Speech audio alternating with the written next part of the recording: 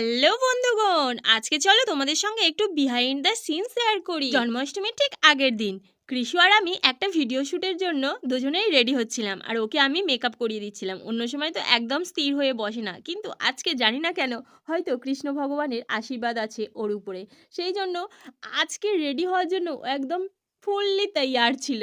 মানে খুব happily ready হচ্ছিল, বলছে আমি কৃষ্ণ ঠাকুর সাজছি, আমার খুব আনন্দ হচ্ছে। তো এটা আমার দেখেও খুব ভালো লাগছিল। যে কোনো ভিডিও শ্যুটের সময় আগে আমি রেডি হই, তারপরে কৃষুকে রেডি করি, না হলে ও যা শান্ত ছেলে, সব কিছু ঘেঁটে মেটে একাকার।